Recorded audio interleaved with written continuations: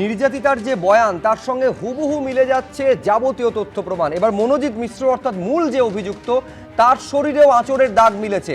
নির্যাতনের সময় প্রতিরোধেই এই মূল অভিযুক্তের শরীরে আঁচড়ের ক্ষত তৈরি হয়। মনোজিৎ মিশ্রর যে মেডিকেল পরীক্ষা, সেই মেডিকেল পরীক্ষার থেকে এমনই অনুমান করছেন চিকিৎসকেরা বলে সূত্র মারফত জানা যাচ্ছে। সন্দীপ সরকার আমাদের প্রতিনিধি আরো বিস্তারিত এই নিয়ে বলতে পারবেন। কি খবর রয়েছে সন্দীপ?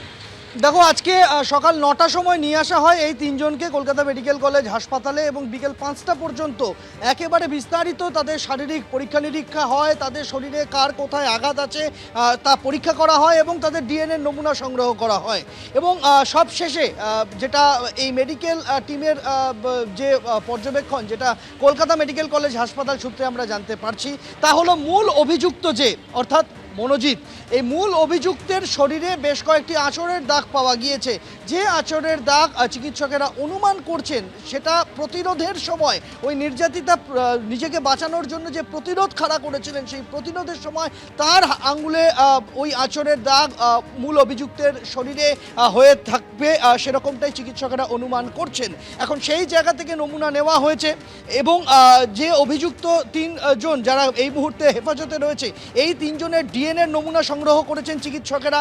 একেবারে আঙুলের নখের নমুনা থেকে শুরু করে চুলের নমুনা, দেহরসের নমুনা, শরীরের নানান অংশ থেকে নেওয়া নমুনা, সেগুলিকে ডিএনএ প্রোফাইলিং করা হবে এবং ওই নির্যাতিতা তরুণী তার যে মেডিকেল লিগাল পরীক্ষার সময় তার শরীরের থেকে নেওয়া নমুনা তার সাথে ম্যাচ করে দেখা হবে।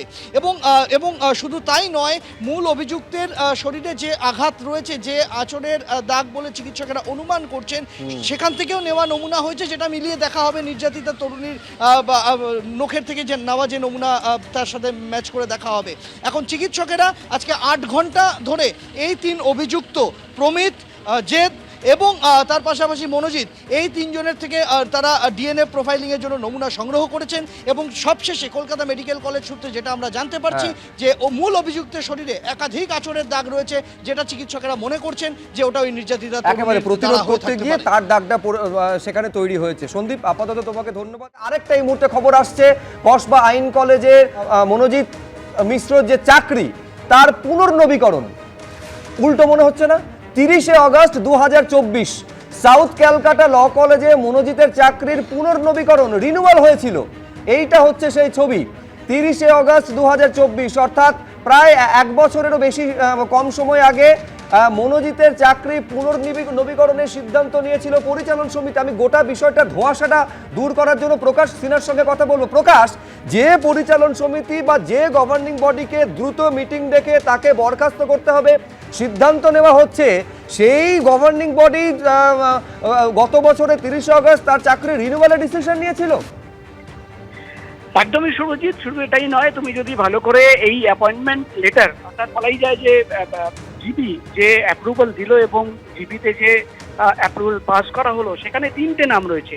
মনোজিৎ মিশ্রর নাম রয়েছে, বরুণ ব্যানার্জির নাম রয়েছে এবং অমিত অধিকারী। 3জনকে কিন্তু অ্যাপ্রুভাল দেওয়া হয়েছিল যে তাদের অ্যাপয়েন্টমেন্ট লেটার দেওয়া হোক। কেন অ্যাপয়েন্টমেন্ট লেটার দেওয়া হবে?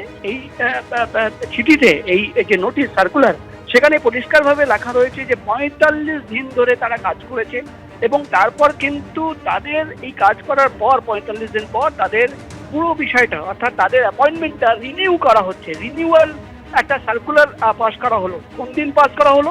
30শে আগস্ট 2024 সাল গভর্নিং বডি এর একটি মিটিং করা হয় এবং মিটিং এর পর এই যে সার্কুলার তুমি দেখতে পাচ্ছ আমাদের চ্যানেলের পর্দায় যেটা দেখা যাচ্ছে, সেটা সেই দিনের কিন্তু যে জেনারেল বডির মিটিং হয়েছিল, সেই মিটিংয়ে যে ডিসিশন নেওয়া হয়েছে, সেই ডিসিশনের কিন্তু একটা সার্কুলার।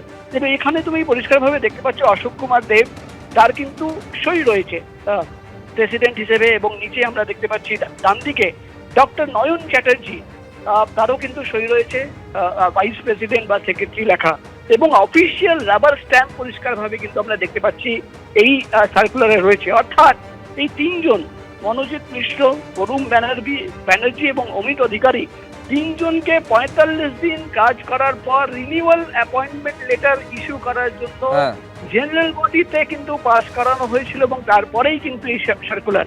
একাধিক প্রশ্ন রয়েছে, আমি সেই প্রশ্ন এই আলোচনার মধ্যেও তুলে নিয়ে আসবো, কিন্তু আপাতত প্রকাশ তোমায় ধন্যবাদ।